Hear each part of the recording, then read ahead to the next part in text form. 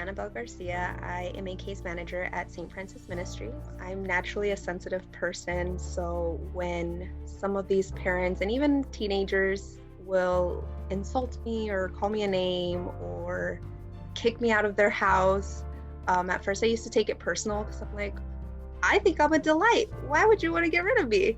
But, but then I started thinking, they're not personally attacking me. They're not mad at me, even though they might be a little bit, but they're really upset about the situation. So I have to learn not to take things, comments personal, even within the other professionals, like the lawyers, the judges, and any other professionals that I work with. I've also learned a lot of conflict resolution. I don't do that great with confrontation, but this job has a lot to do with talking about hard subjects and confronting certain behaviors or certain things that need to get addressed. So learning kind of how to address that in a non-hostile way, or in a way that my families won't think that I'm just attacking them, but trying to talk to them and kind of finding a way to turn it around and turn it into something positive, whether it be that they relapsed on a drug and kind of what do we need to do next, or they got kicked out of treatment, or they were discharged from their visitation agency, because the last thing a parent wants is to be lectured about what they did wrong. So kind of learning how to let them know, like, okay, yes, you did do wrong. Now what can we do right? Or what can we do to fix that? I used to be a case manager about 5 years ago, and then I left and came back recently in December. And I left the first time because I was still young and I was still learning about social work and what it was. I had just graduated college. I think I got really embedded with my families, and it became hard to not bring that home to my own family. So I was coming home and thinking about my families that I was working with. I was answering phone calls after hours, text message after hours. And so it got really hard to practice that self-care that everyone talks about. And so it did cause me to leave. I think it was a good thing because it helped me learn about myself, about my family. It helped me grow. It helped me grow personally and professionally. I stayed within the social work field, but I wasn't doing case management.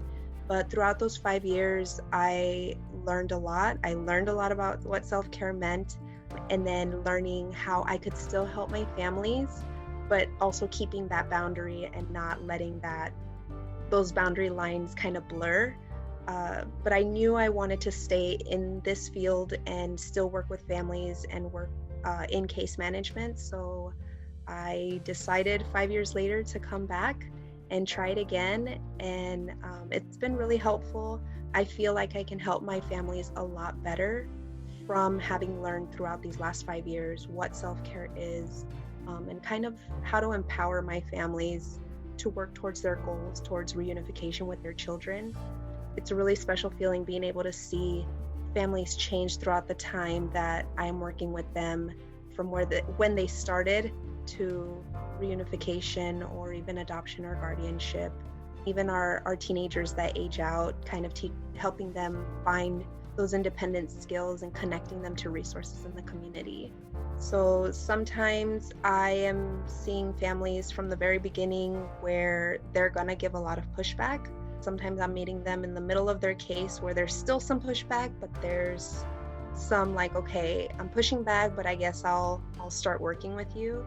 And sometimes I meet families kind of like 3/4 of the way through where they're starting to kind of communicate and be involved and participating in their court orders.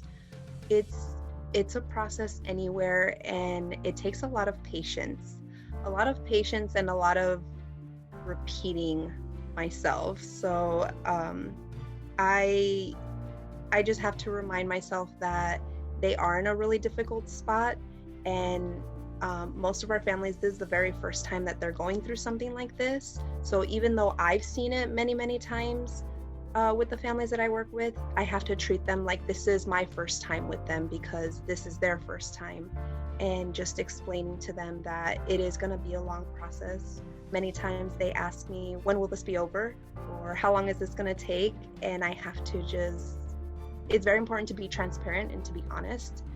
So I always tell them that I don't know that answer, but I can kind of guide them and help them figure out the things that they need to get done, whether the court requests it or orders it or doesn't, kind of what they can do to help push them go forward to reach their goal if it is reunification.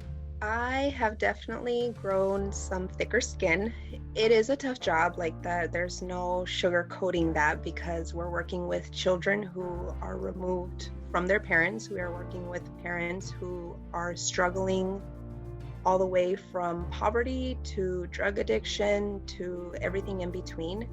So there's nothing easy about going into a job like this, but definitely having a support system, both at home personally and finding a support system professionally, finding a supervisor that's going to be flexible and supportive and will have your back, and then your teammates, leaning on your teammates because we're all going through it. We're all going through the same thing, but definitely leaning on the people around you and going in with the mentality of knowing that it's hard, but with the mentality of that you're ready to take on that challenge.